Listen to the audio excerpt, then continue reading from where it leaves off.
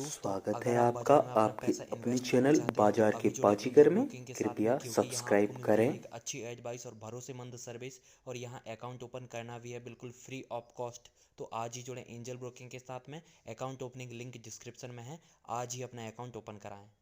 IPO 360 में आज आपको सुमित जी पेश करते हुए दिखेंगे एक अहम कंपनी जिसकी लिस्टिंग आज है। सुमित जी देखिए, डेटा पैटर्न इसकी लिस्टिंग आज होने वाली है। इसके ऊपर आपको ध्यान रखना होगा। ये 585 रुपए का एक इशू प्राइस था इसका और करीब करीब 588 करोड़ रुपए का इसका IPO साइज था।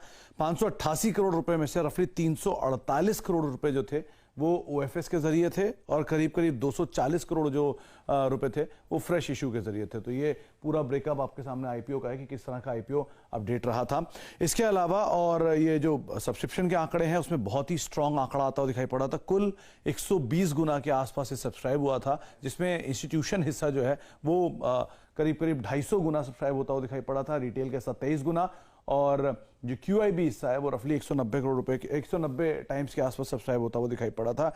एंकर इन्वेस्टर के जरिए रफली 125 से 150 करोड़ रुपए आसपास इन्होंने उठाए थे और एक अच्छे नेम थे उस पूरी सूची के अंदर, जहां पर एक अच्छा कामकाज था। दो तीन चीजें इस कंपनी से रिलेटेड। कंपनी जो है वो defence, aerospace, electronics solutions provider है, जिसमें मेजरली डिफेंस इंडस्ट्री को ये केटर करते हैं। तो आज की लिस्टिंग के साथ साथ, इसकी लिस्टिंग के साथ साथ आपको बाकी जो एग्जिस्टिंग डिफेंस प्लेयर है, पारस डिफेंस जैसी कंपनियां जो हैं, एमटार जैसी कंपनियां जो हैं, उनके ऊपर नजर बनाकर रखनी होगी। इस कंपनी के सबसे बड़े ग्राहक में ऑब्वियसली भारतीय सरकार है और काफ़ी समय से उनको सर्विसेज प्रोवाइड कर रहा है। 1985 की कंपनी है, तो करीब करीब 30 साल पुरानी कंपनी या 35 साल पुरानी कंपनी है और एक अच्छा खासा प्लांट और अच्छा खासा एक्सपेंशन भी है। तो बढ़िया कंपनी, फंडामेंटल ठीक और अच्छा सब्सक्रिप्शन का नंबर था। अब नजर रखनी होगी किस तरह की लिस्टिंग यहाँ पर देखने को मिलती है।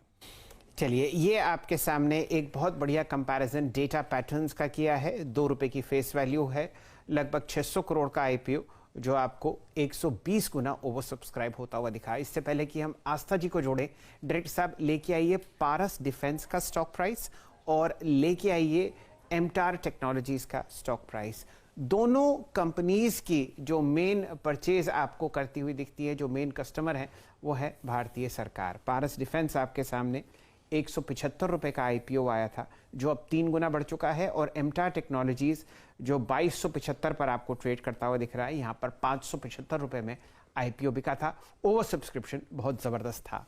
वापस अब आते हैं डेटा पैटर्न्स पर। आस्था जी नमस्कार, शुभ दिन, मैरी क्रिसमस। बताइए क्या कहते हैं डेटा के patterns. Morning Shailendra ji, merry Christmas to you and to all your team और सभी दर्शकों को भी। डेटा पैटर्न्स में मैं बहुत ज्यादा पॉजिटिव थी जब ये IPO खुल रहा था। तो मेरे हिसाब से लिस्टिंग यहाँ पे 50% प्रीमियम या उससे थोड़ी बहुत ऊपर होती भी नजर आएगी। तो सलाह रहेगी कि इसे तो लॉन्ग टर्म क्या, क्योंकि ये एक इन्वेस्टमेंट स्टॉक है, तो मेरे हिसाब से होल्ड करना चाहिए। जी ये बताइए यहाँ पर आस्था जी, जो इनिशियल पॉपअप है, कल आप हमारे साथ जुड़ी हुई थी और मेड प्लस में आपने 900 की इच्छा जताई, प्रभु बड़े दयालु, और वहां पर आपने 1100 का प्राइस देखा। यहां पर क्या बाउंस की आशंका है?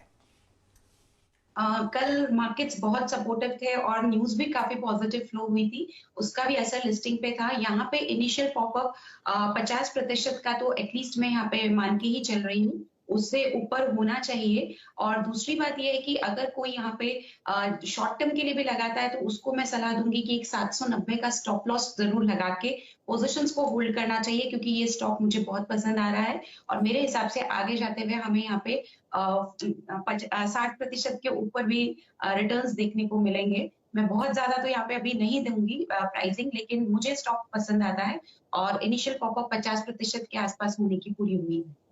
3000 करोड़ रुपए के आसपास मार्केट कैपिटलाइजेशन है। ध्यान दीजिए प्राइस पर 585 पर 50% का आप पॉपअप समझ रही हैं, तो 300 रुपए यहां पर आपको जोड़ते हुए दिख सकते हैं, यानी कि 900 रुपए के आसपास आज डेटा पैटर्न्स की लिस्टिंग होगी।